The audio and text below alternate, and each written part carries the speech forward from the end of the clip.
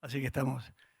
Bueno, acá ese panel es muy importante. Están todas las empresas que han invertido los últimos 35, 40 años en Argentina. Estaba hablando con Javier hace un rato que las dos plantas de polipropileno, la de Mendoza es de fines de los 80, Petroquén es de los principios de los 90, eh, digamos, Unipar viene de Indupa, pero desde el año 80 y pico del pueblo de Bahía Blanca, la primera fase.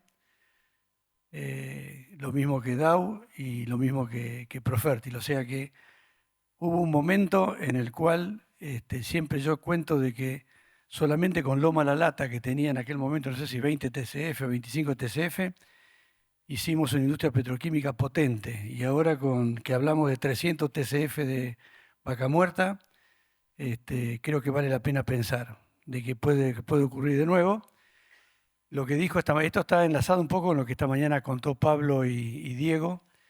Hay una realidad diferente. Los chinos en el año 90 o 2000 no estaban, eran grandes consumidores, porque le vendíamos hasta residuos plásticos que recibían en contenedores.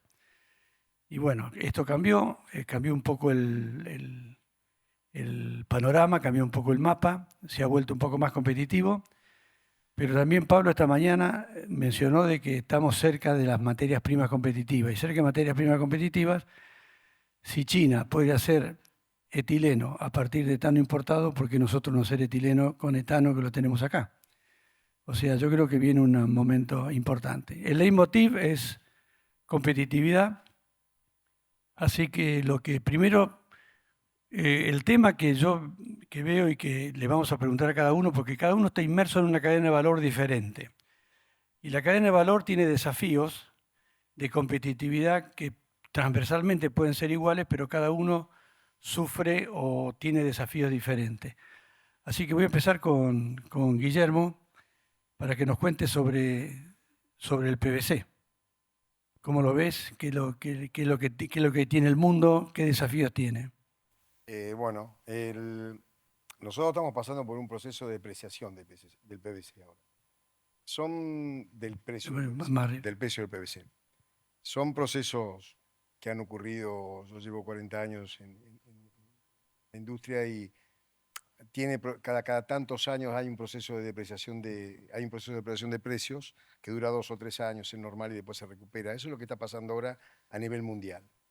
Por lo tanto, eso es un desafío para nosotros porque claramente nos hace estar más preocupados y ocupados con nuestras competitividades internas.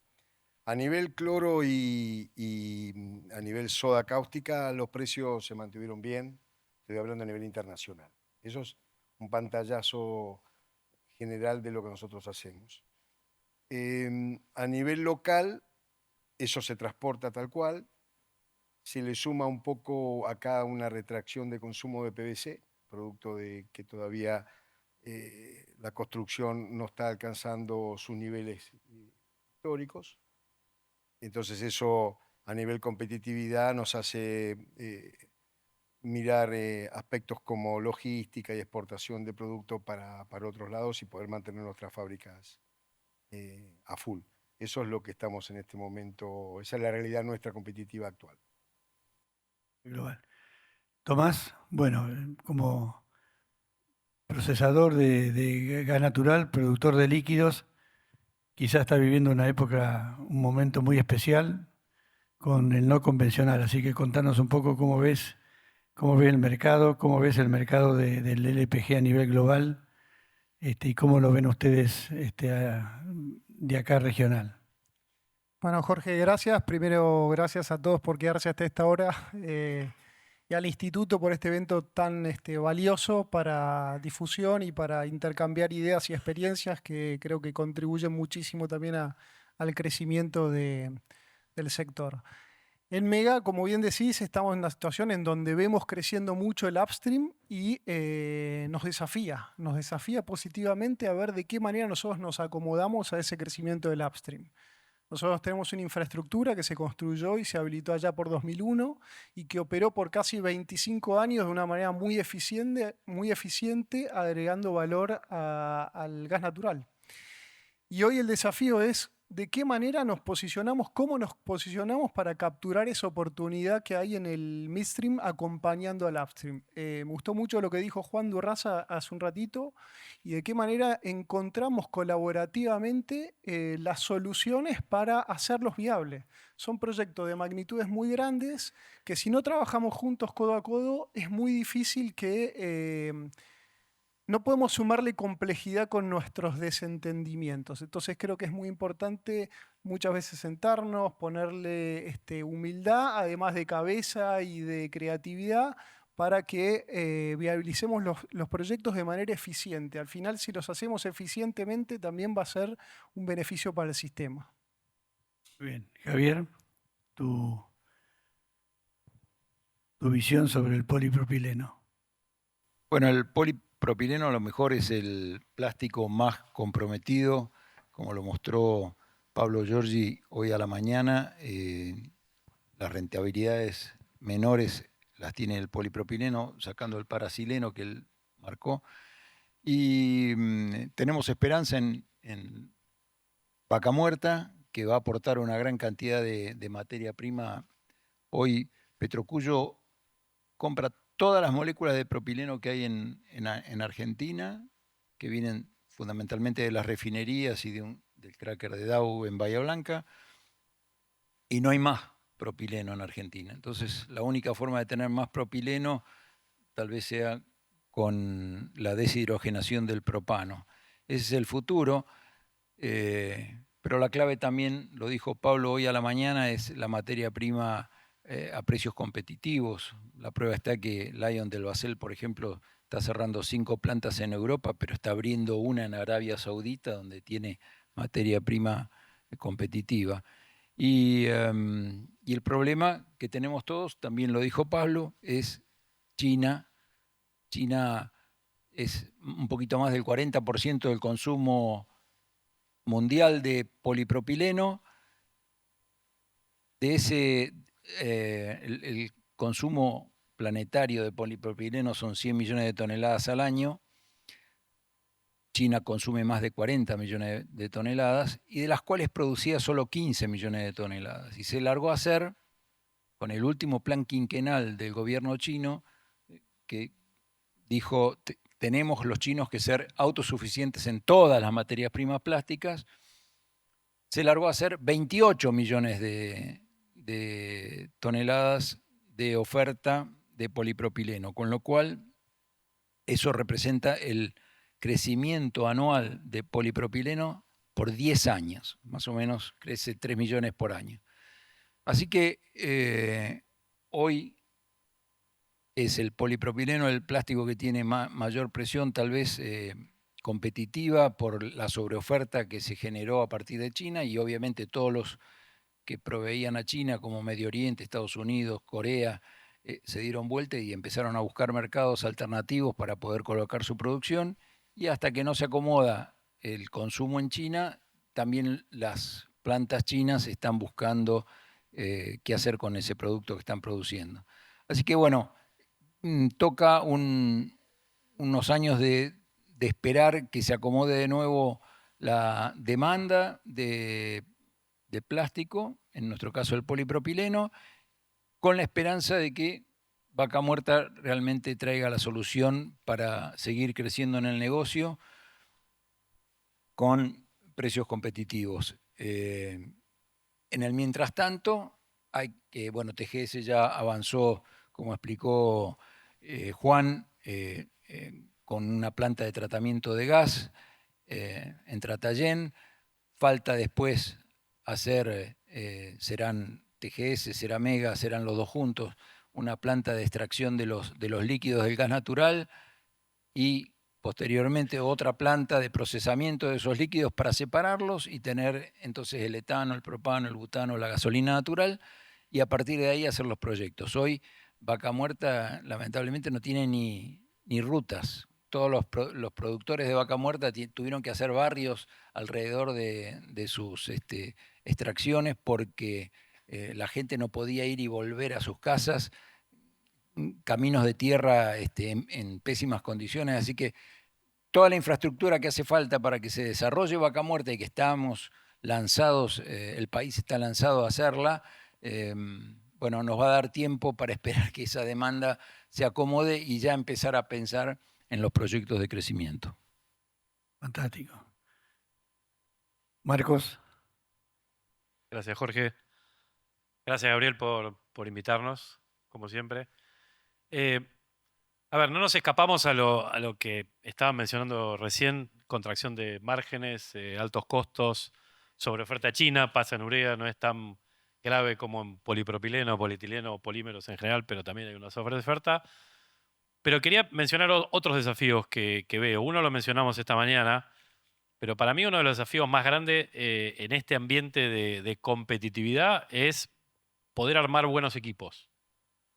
Poder armar buenos equipos de personas, de ejecutivos, de profesionales a todo nivel, ¿no? Tanto a primer nivel como en general en nuestras empresas, para poder gestionar esta necesidad de competitividad, para poder gestionar los cambios, para poder gestionar las transformaciones, para poder gestionar lo nuevo, como veíamos esta mañana, la inteligencia artificial que nos termina cruzando a todos. Y para mí ese es uno de los desafíos más grandes, por lo menos que nos toca a nosotros como referentes de nuestras compañías. Y uno que se mencionó esta mañana, que por ahí no estábamos acostumbrados en Argentina, y hay otros lugares del mundo, como el Golfo, que están más acostumbrados, que son los eventos climáticos. Sí, en el caso particular de Bahía Blanca tuvimos 2 eventos, uno en diciembre del 2023, hace un poco más de un año, uno en marzo de este año, que terminó afectando todos los aspectos, desde lo industrial hasta las personas, particularmente cada uno en su casa, con sus familias, y eso es algo nuevo, y algo nuevo para lo cual no estábamos preparados. Insisto, hoy a la mañana lo vimos en mucha más profundidad, y es algo nuevo con lo cual también tenemos que lidiar, y de eso depende mucho la calidad de gente que tengamos para poder gestionarlo y llegar y alcanzar uno de los puntos que mencionamos acá en la competitividad, que es la resiliencia, ¿no? Creo que se demostró en general en la gente de Bahía Blanca la resiliencia que tiene a tener 2, que algunos te dicen son 3, porque si sumás la pandemia en el 2020-21, la tormenta del 23, la tormenta del 25, 3 eventos muy seguidos que han afectado, pero que nos ha permitido seguir operando, ¿no? Y eso es gracias a la fortaleza y resiliencia de nuestra gente. Gracias, Marcos. Bueno, Matías, polietileno, el plástico de mayor uso y que también tiene grandes desafíos. Sí, yo, a ver, quería arrancar por lo que mencionaba Marcos, también resaltar la unidad de este equipo, ¿no? Con la que enfrentamos esos desafíos climáticos. Falta Oscar Sardi de TGS, pero este fue un poco el equipo que se puso a liderar la respuesta del sector privado, y creo que esa es una particularidad muy importante de la Argentina, tener una industria tan unida, de donde han surgido tantos proyectos y donde viene la gente de afuera y se sorprende de la cantidad de puertas que se abren en el ecosistema petroquímico argentino. Esa es una gran ventaja que tenemos nosotros como industria, ¿no? Una gran horizontalidad en la industria. Así que de nuevo, eso es parte, gracias al aporte que hace la Cámara y el IPA, así que gracias, Gabriel, por la invitación. El polietileno no se escapa a las generalidades que describían sobre todo Guillermo y Javier. La competencia no viene tanto de la sobreoferta china, porque todavía están trabajando en su autoabastecimiento, sino más bien de Estados Unidos, de nuestros competidores en Estados Unidos, sobre todo de las compañías de oil and gas, que tienen una integración vertical muy fuerte. Nosotros somos una compañía que se enfocó siempre más en especialidades. Hicimos una apuesta muy grande por la sustentabilidad, que evidentemente un camino que se mostraba como lineal ha venido sufriendo algunos vaivenes. Yo igual me parece que nunca hay que quedarse con la foto, ¿no? El mundo cambia, el péndulo ahora está ubicado, como decía Sebastián, me pareció muy interesante el panel de Sebastián, en una agenda anti-woke, donde se confundía sustentabilidad con fogones y guitarreadas, y eventualmente va a encontrar nuevamente su centro, y creo que Dow va a lograr sacar ventaja cuando el ciclo cambie, de tener realmente respuestas para desafíos a los que la humanidad no puede escapar, como son el cambio climático y la construcción de una economía más circular, sobre todo donde vemos el crecimiento de la economía global. China y la India, los países del sudeste asiático, cuando uno piensa que Vietnam ya tiene más de 120 millones de habitantes, Indonesia tiene 300, Pakistán tiene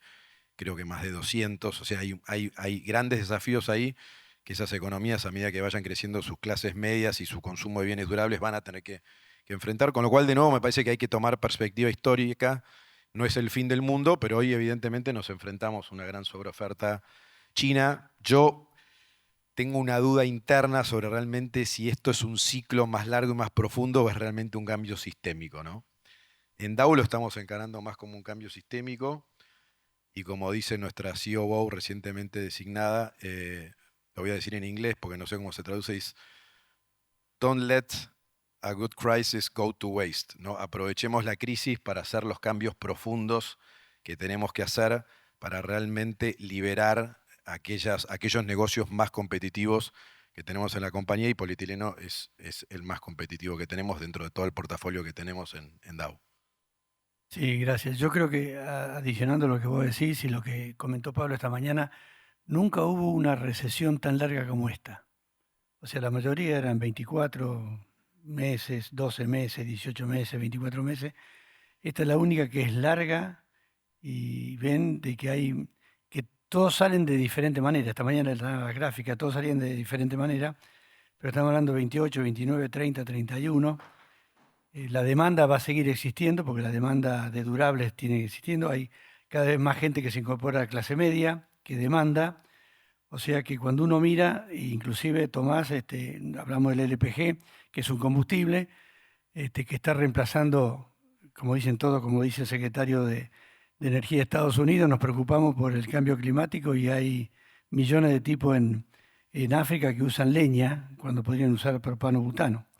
O sea, cuando uno mira el futuro, 4, 5, 6 años, no es malo, pero coincido con esto que vos estás trayendo ahora de que hay que aprovechar esto para reacomodarse, ¿viste? Porque todo el mundo no hacía nada porque se acomodaba solo, ¿viste? Vos esperabas 24 meses, si no te morías en el intento, salías al final del camino.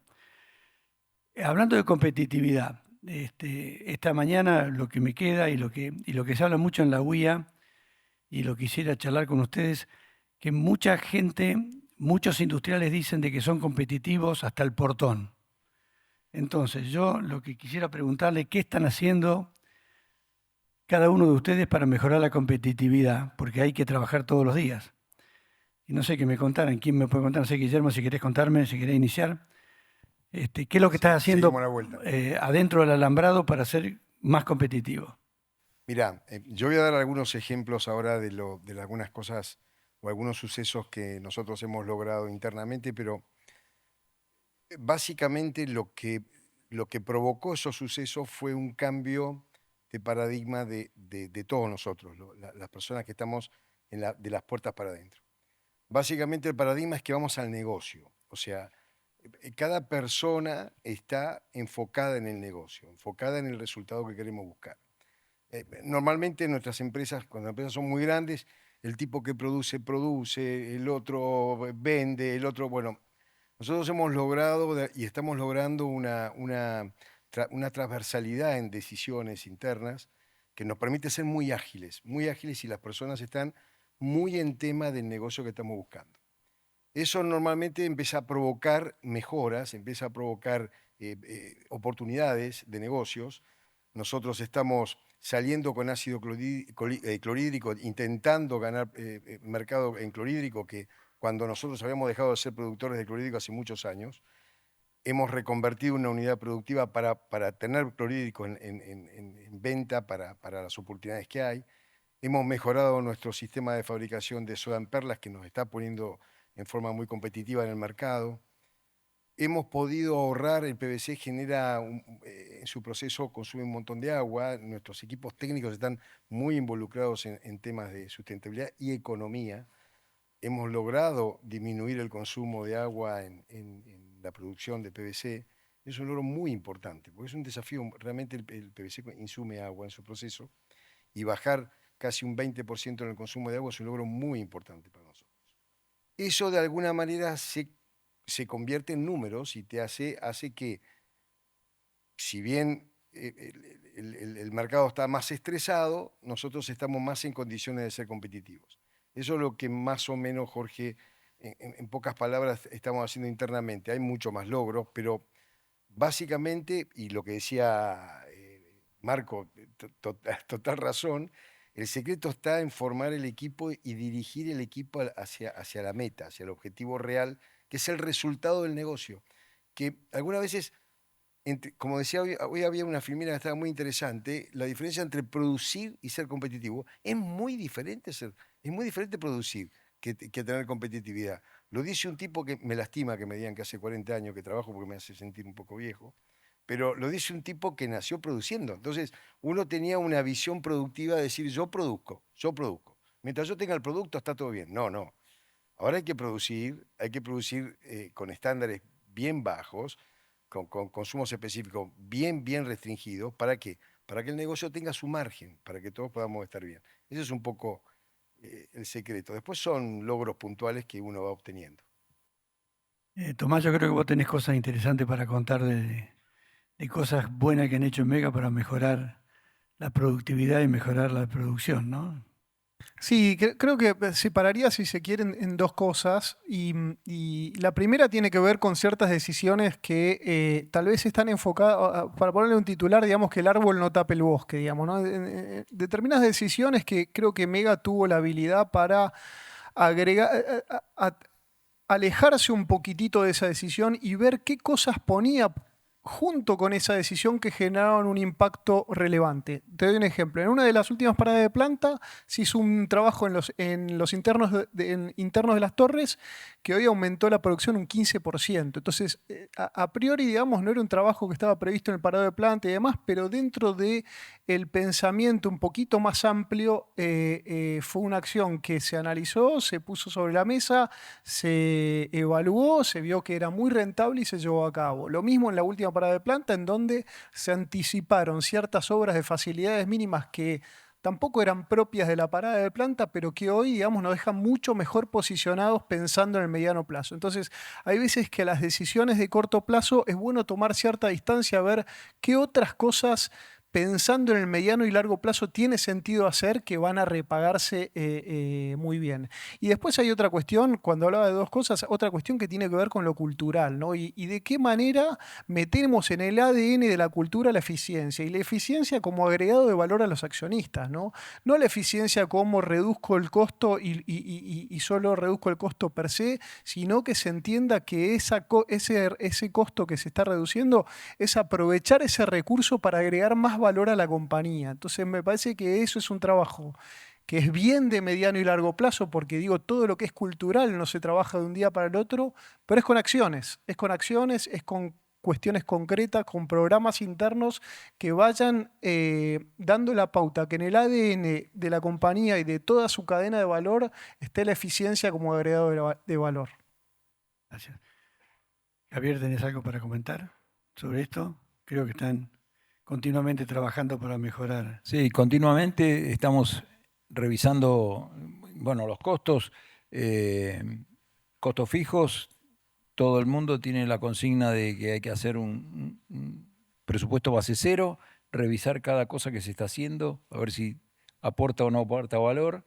Y en costos variables, permanentemente buscando la eficiencia y buscando reducir ese costo variable para poder pasar esta temporada larga, como se mencionó, de precios bajos y seguir vivos para después poder aprovechar lo que Vaca Muerta nos va a dar como materia prima posible para seguir creciendo en el negocio.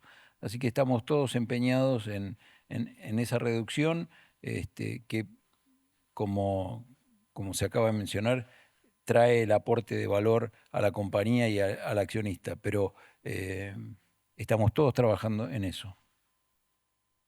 Ahí vos, Marcos, tenés Seguimos en algunas orden. lindas historias como para contar Lindas historias, cómo, ¿no? cómo se puede hacer. Quería agarrar algo Sí. ahí que mencionó Guillermo recién, lo de producir, pero producir con una cabeza de eficiencia y de sostenibilidad.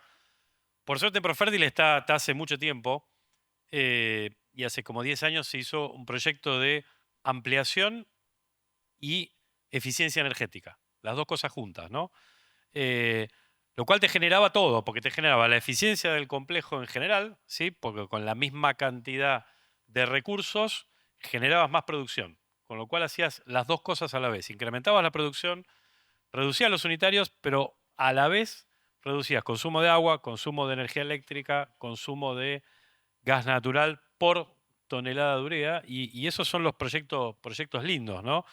Es un proyecto que se hizo en el año 2015, 2014, 2015, y el proyecto de ampliación en el cual estamos trabajando ahora genera lo mismo, incluso es mucho más agresivo, ¿no? Por supuesto que es una ampliación de un tamaño más grande, con la tecnología desde el punto de vista técnico similar a la que utilizamos hace 30 años, pero con una evolución de 30 años. Entonces, la misma tecnología va a consumir mucha menos electricidad, mucha menos agua y mucho menos gas para producir la misma tonelada de urea. Eso es puertas adentro, ¿no? Pero a mí hay dos ejemplos, puertas afuera, por lo menos puertas afuera en lo que conocemos como alcance 1, 2 y 3, ¿sí? Todo esto que hablamos es alcance 1. En alcance 2, en Profértil, desde el año 2018 empezamos a contratar energía eólica, ¿sí? Para reemplazar la energía eléctrica térmica que teníamos en el complejo.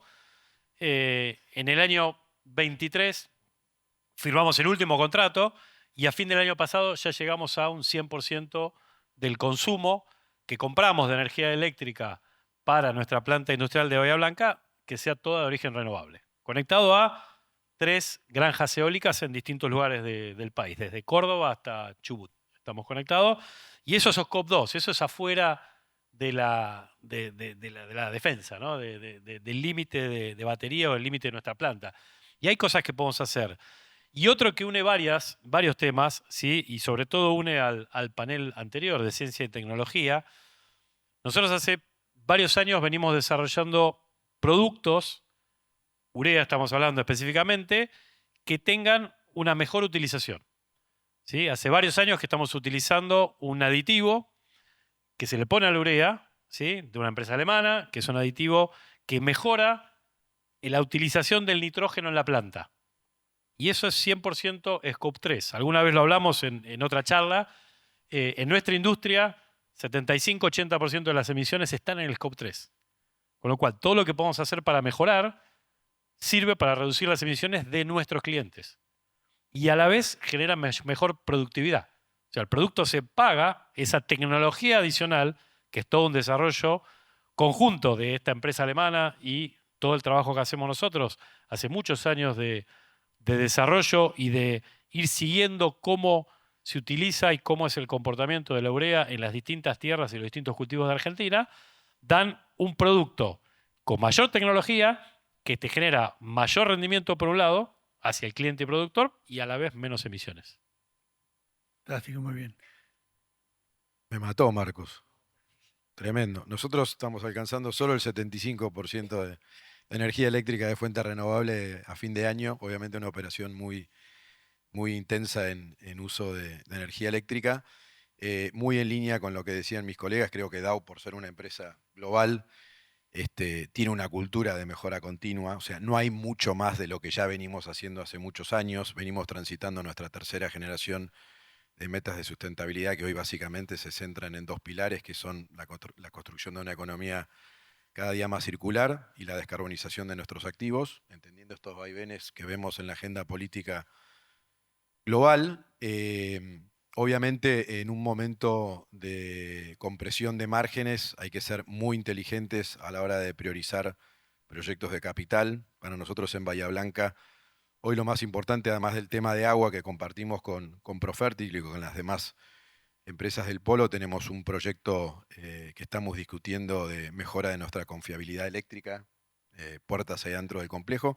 Creo que un tema que no mencionamos acá, pero que va a ser clave en la agenda que se viene en la Argentina, y donde ya hay una discusión en términos diferentes, es con el sindicato, ¿no? El tipo de convenio colectivo que negociamos de acá hacia adelante, que procura una mayor flexibilización, y yo, por lo que veo, es una mayor disposición a escuchar los desafíos que tenemos en la industria y a entender que estamos todos en el mismo barco, y la verdad es que celebro esa mayor predisposición al diálogo, que creo que es parte de un cambio cultural que se está dando en la Argentina. Todavía no empezamos a hablar de la Argentina en concreto, pero me parece que es muy positivo también, ¿no? Para agregar algo que no habíamos dicho. Te aprovecho, Matías, como para... cuando uno busca competitividad, esta mañana Diego Coats presenta qué es lo que la industria ve, y cuando vemos la carga impositiva que tenemos en Argentina, desafíos de logística, etcétera. El trabajo de la Unión Industrial lo único que puso es en un semáforo rojo, verde y amarillo, y nosotros quedamos en muchas cosas, quedamos en rojo. En tema de, ¿cómo estás viendo el tema de desregulación del Estado y el tema de, para no entrar en llorar por los, digamos, por los impuestos, sino qué cosas creemos que se deberían, están bien hechas y que se deberían profundizar como para hacer que el sector externo argentino ayude a la competitividad de la industria, ¿no? ¿Hizo por acá? Sí, sí. Primero creo que tenemos que tener una mirada de vaso medio lleno. O sea, hoy es fácil dar por sentadas ciertas cosas que hace 2 años eran inimaginables. Y no quiero, ser oficialista, ¿no? Pero cómo se resolvió el tema de la deuda comercial, casi 50.000 millones de dólares, el levantamiento del cepo, estamos como todos esperando, bueno, ahora se caen, ¿no? Llega el dólar, llega este tipo de cambio octubre, pero antes era, van a lograr levantar el cepo sin que se traslade a precios, bueno, aguanta, ¿no? Eso es muy positivo. Estamos en la mitad del desierto, o sea, sabemos dónde está la tierra prometida, salimos de Egipto, pero todavía no cruzamos, tenemos los 10 mandamientos. No sé si somos la generación que no va a entrar, ¿no? a la tierra prometida. Y hay algunas distorsiones que son cada vez más complejas de resolver, porque en una democracia donde no hay delegación plena de poderes, el Ejecutivo se encuentra con ciertas limitaciones institucionales. Algunas tienen que ver, obviamente, con lo que se va a debatir en el Congreso, con las reformas estructurales. Después hay algunas cosas que por necesidad de financiar el presupuesto todavía no se han hecho, aunque nos han manifestado que hay voluntad de hacerlo, como el tema de los derechos de exportación, que a nosotros específicamente en las resinas de polietileno significan un 4,5%, es una carga muy alta y es realmente algo visto en pocos, o no sé si no somos el único país del mundo que grava las exportaciones. Y después una proliferación de tasas municipales realmente violentísima, ¿no? Sin ninguna contraprestación a cambio y de una manera muy patotera por parte de ciertos municipios. Cuando pensás que a veces tenés que... Yo vivo en Pilar y me voy a Olivos a cargar nafta porque reduzco en 7, 8 mil pesos la carga del tanque, te das cuenta concretamente dónde está el problema. Pero cuando uno habla con el gobierno, creo que los problemas se entienden y hay voluntad de resolverlos. Así que bueno, habrá que esperar que se sigan resolviendo los problemas en la medida que haya herramientas para hacerlo dentro de las instituciones, ¿no? No queríamos de esto porque si decimos impuesto al cheque, retención de exportaciones, los cruza cualquiera que exporta, como dijiste vos, Matías, es difícil encontrar en el mundo alguien que grave las exportaciones. Y ahí es donde los chinos nos siguen sacando ventaja. O sea, costo de capital bajo, construcción de plantas en tiempo récord, una economía que no grava tanto la producción. ¿Qué cosas, para no repetirnos, ¿no? Porque si no todo el mundo va a decir, no, pero impuesto al cheque, las tasas municipales, que muchas veces nosotros las presentamos, porque el tema es que el gobierno nacional no tiene potestad sobre los ingresos brutos provinciales y sobre las tasas municipales. Y después encontramos con que los gobiernos provinciales son superavitarios sin controlar los gastos. Y son superavitarios porque tienen ingresos brutos tremendos que gravan a la venta. O sea, una cosa que es directamente atacar a la renta de la empresa, que es lo que contó esta mañana Diego Coas, ¿no? No, para no repetirnos, porque si no, a lo mejor todos decimos lo mismo. El que quiera comentar algo de esto lo comenta, pero si no, me gustaría, en el caso de Marcos, tu visión Yo de voy por cómo... otro lado, Jorge, con lo cual no sé si querés paso y después vuelvo, como prefieras. No, Arranco. arranca, sentite libre. Porque quería arrancar con algo, todo tiene que ver con todo, ¿no? Pero con algo que se dijo bastantes veces en el panel anterior al de Pablo. No sé si se quedó Pablo. ¿Te quedaste, Pablo, a vernos o no? Popic. ¿No? ¿No se quedó? ¿Eh? Ah, está. Perdón. El brillo me... Em, Como asistencia, sí, ¿no? no, estaba recién recordando con Manuel Manuel Díaz de APLA. ¿Cuándo había sido la primera vez que yo fui a hablar de vaca muerta y de materia prima para la petroquímica en Argentina? En la reunión anual de APLA, de petroquímica, y me recordó que fue en el 2013, en Colombia, y después en el 2014, en Río, en Brasil, porque recordamos alguna anécdota particular, lo llevamos al CEO de YPF de aquel momento a hablar de vaca muerta y la disponibilidad de materia prima para la industria petroquímica. Estamos hablando hace más de 10 años, ¿no? Todavía eran sueños, todavía eran los primeros contratos, ¿sí? El primer contrato histórico, famoso, de YPF y Chevron, que fue en 2013, ¿sí? Con lo cual recién estaba empezando Vaca Muerta, y en el panel de Pablo, hoy tratábamos de hacer un resumen de 2 o 3 proyectos gigantes, ¿sí? No solo se duplicó la capacidad de transporte del oleoducto y terminal que teníamos que unía Neuquén con el norte de Bahía Blanca, sino que no solo se aprobó, sino que se está construyendo un oleoducto nuevo desde Neuquén hasta la costa del mar Atlántico en el Río Negro, que hay 3 proyectos de GNL, que uno ya tiene FID y tiene RIGI, ¿sí? Y posiblemente hagan el FID de un segundo barco liquificador este año, que el viernes se firmó un acuerdo con Eni de Italia, que se está trabajando. La cantidad de materia prima que tenemos es impresionante, ¿sí? La cantidad de materia prima que tenemos es impresionante. Y yo me voy a repetir sobre algo que mencioné en algún panel parecido, ¿sí? Que es esa mentalidad de escasez que lamentablemente tenemos como argentinos, ¿no? Recién mencionabas el medio vaso lleno, ¿no? Y a mí siempre me gusta ver el medio vaso lleno, ¿sí? Lamentablemente acá estamos acostumbrados a que nos falte dólares, nos falta gas, nos falta luz, nos sobran impuestos, ¿sí? Y esa es la realidad con la que vivimos, pero estamos en un país de abundancia de alimentos, ¿sí? Hoy lo mencionábamos esta mañana, ¿no? Después de la guerra en Europa, ¿sí? de Rusia sobre Ucrania, el mundo dejó de hablar de transición energética y empezó a hablar de seguridad alimentaria primero, y después de seguridad energética, ¿sí? Y hoy son las dos cosas que se abren en el mundo, y hay un dato que para mí es muy fuerte y que por ahí no es tan conocido, ¿sí? Sí se habla de Argentina como el granero del mundo, históricamente. Sí, en Profértil hablamos mucho de comida, porque de alguna forma lo que nosotros decimos que hacemos es producir y generar alimentos a través de la energía del gas natural y los fertilizantes. Y el mundo habla de eso.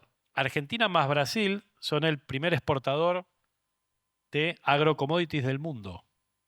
Primer exportador de agrocommodities del mundo, Argentina y Brasil, el Mercosur. O sea que somos la región del mundo que más comida exporta, en granos o en proteínas.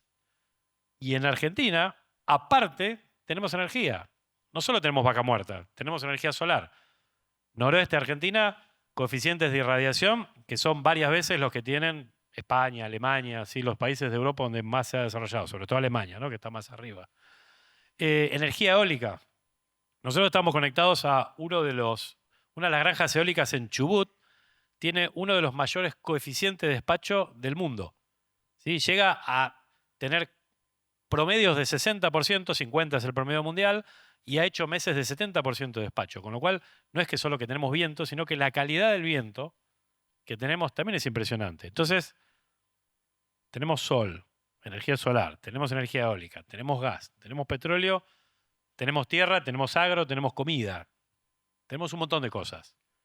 Si no es ahora, no sé cuándo, Jorge. Y justamente Espero que sí. lo veamos, Mati. Sí, sí. Y también tenemos cobre y litio, que es por donde va la transición energética. No me quise exceder en la abundancia, En la abundancia, pero sí. Sí. es obscena la abundancia. Pero ¿sí? como dijo el Papa... No voy a contar el chiste, libera. no voy a contar el chiste de El Dios chiste. que puso, sí, Sí, pero no conté el chiste del Papa porque... ya sabe todo. prefiero la visión de abundancia y de potencialidad que tenemos. Sí, sí. Era y difícil, salir- es difícil, Sí, sí. pero es ahora. Pero salir del esquema de la escasez. Porque los Totalmente. que vivimos los Mental. cortes de energía Es un eléctrica, tema mental. los cortes de energía de gas en 2008, 2009, 2010, creíamos que estábamos al final del camino. Sin En la embargo, esquina de mi casa, en Caballito, hace unos años, por suerte, hace mucho que no, ¿sí? Explotaba literalmente un transformador que está enterrado, se incendiaba, se veía salir el humito, ¿sí? Y el calorcito cada vez que venía el verano y todo el mundo encendíamos los aire acondicionados. ¿Sí? Pero era un problema de distribución, no era un problema de recurso. Es un problema de distribución, un problema de logística, que es uno de los problemas más grandes que tiene Argentina. Javier, Una sola mención a el tema de las retenciones a las exportaciones. Hay una creencia de que la empresa exporta, entonces descuida el mercado local. No es así. Y para los más jóvenes que yo, les cuento que en los años 60 había un economista llamado Aldo Ferrer que impuso vivir con lo nuestro. Y la Argentina se acostumbró en estos últimos, dije 60 o 65 años, a eso, a vivir con lo nuestro. Las empresas en Argentina cuidan primero el mercado local y después exportan si les sobra para exportar. Entonces, no es que la retención va a hacer que una empresa argentina no exporte para atender con precios más bajos el mercado local. Eso es un concepto errado, porque recién ahora con el litio y con toda la riqueza de Vaca Muerta empiezan a pensarse emprendimientos para exportar. Hasta ahora todo era para el mercado interno.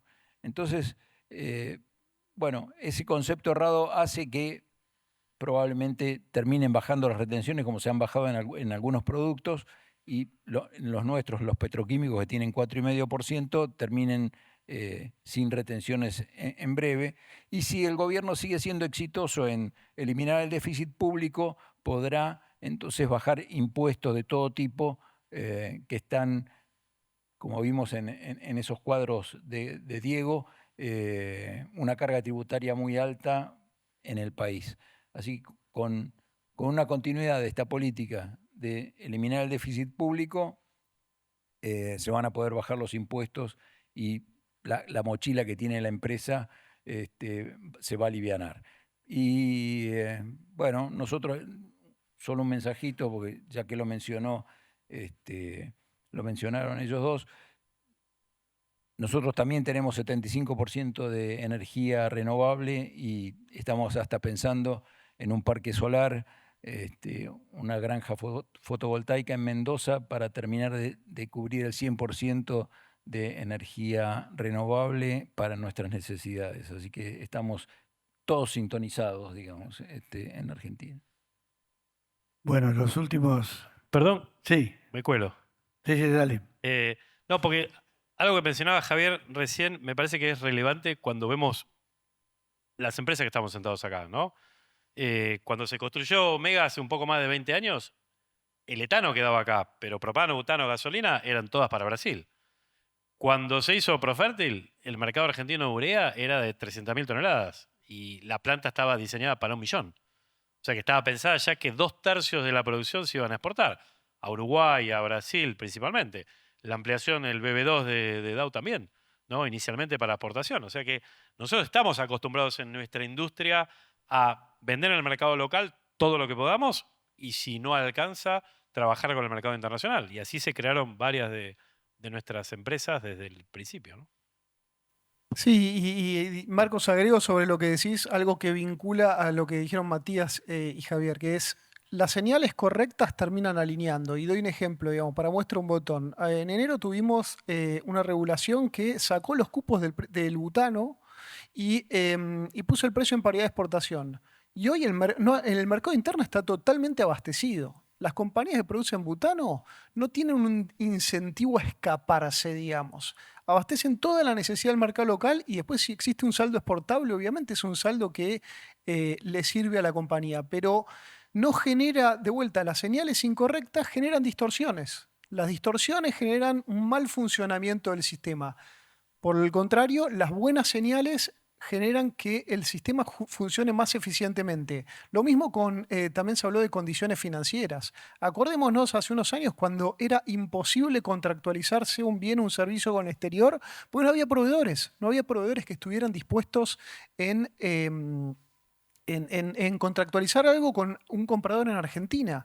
Y entonces teníamos una línea de resultados financieros baratísima, porque los financiamientos eran regalados en términos reales, o dólar link negativo, o dólar link cero, pero el costo del CAPEX era una locura, una locura. ¿Por qué? Porque el que estaba dispuesto a pagar ya tenía puesto un precio por encima que consideraba ese costo y ese riesgo financiero que implicaba operar con Argentina, que con la normalización también se abre esa oportunidad.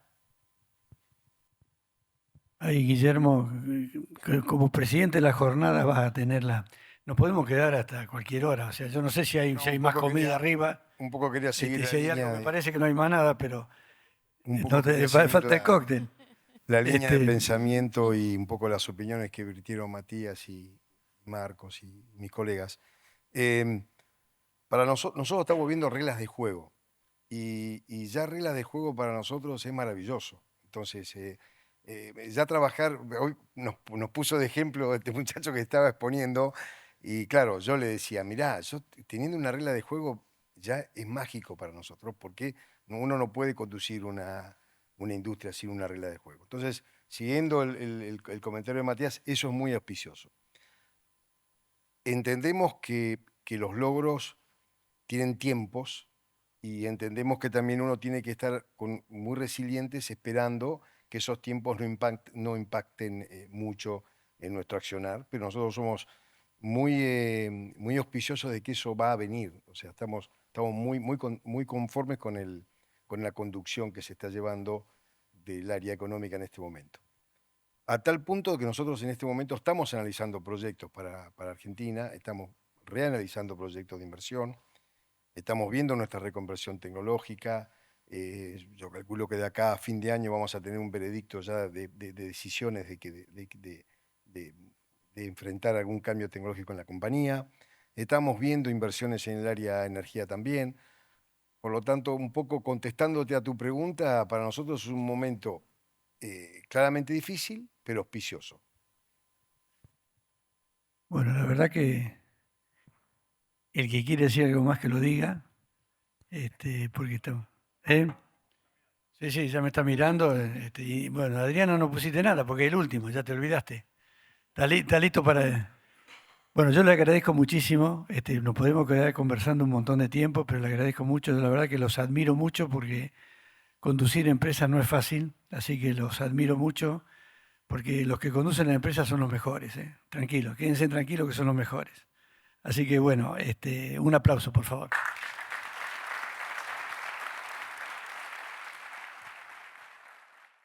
Fuerte el aplauso, agradecemos al panel de CEOs y por supuesto la moderación de Jorge de Zabaleta, ingeniero, director ejecutivo de la Cámara de la Industria Química y Petroquímica Argentina. Muchísimas gracias a cada uno de ustedes, Guillermo Petracchi, actual director para Argentina del Grupo Unipar, Tomás Córdoba, CEO de Compañía Mega, Javier Sato, gerente general de Petrocuyo, Marco Sabelli, director general de Profértil, Matías Campodónico, presidente de Dow América Latina. Muchísimas gracias a todos nuevamente.